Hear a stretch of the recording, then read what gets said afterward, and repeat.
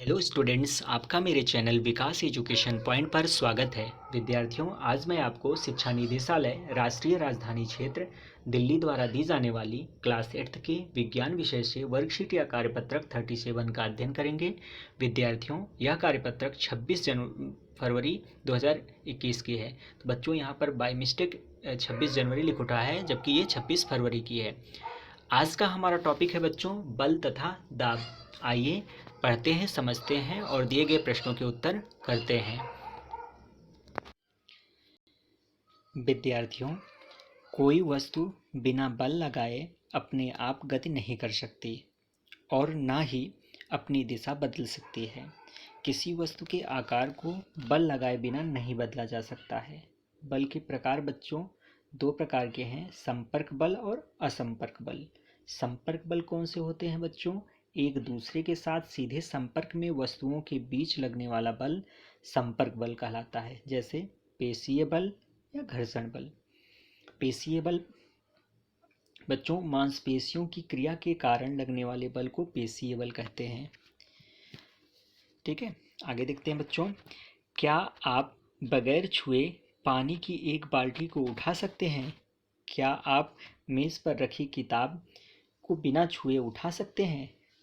नहीं बच्चों, मांसपेशियां ही हमारे शरीर में होने वाली गति से संबंधित सभी गतिविधियों को करने में हमें सक्षम बनाती हैं।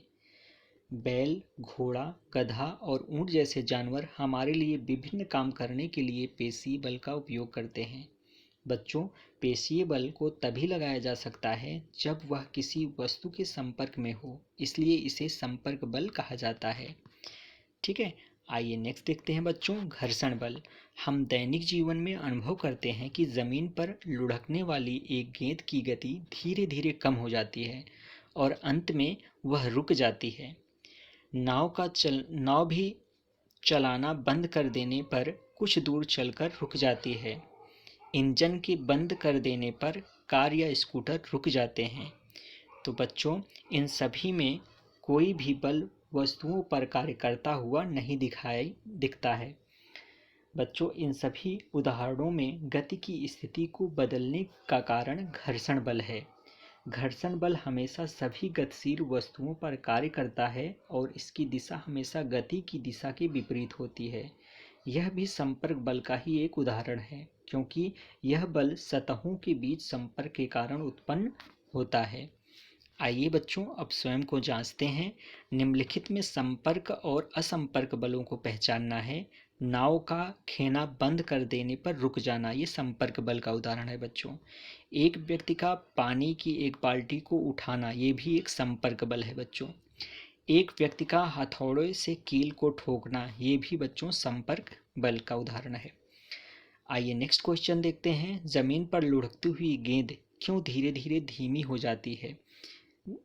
बच्चों, तो इसका उत्तर हो जाएगा घर्षण बल के कारण। नेक्स्ट क्वेश्चन है, घर्षण बल किस प्रकार का बल है? संपर्क या असंपर्क, समझाइए। तो इसका आंसर लिखेंगे बच्चों, घर्षण बल हमेशा सभी गतिशील वस्तुओं पर कार्य करता है और इसकी दिशा हमेशा गति की दिशा के विपरीत होती है। यह एक संपर्क बल का उदाहरण है, क्योंकि यह बल सतहों के बीच संपर्क के कारण उत्पन्न होता है। तो इस प्रकार से इसका आंसर कर लेंगे बच्चों। यह था आज का हमारा कार्यपत्रक। बच्चों, कोविड-19 के विरुद्ध लड़ाई में सुरक्षित रहने के लिए हमें मास्क पहनने की आवश्यकता है। धन्यवाद।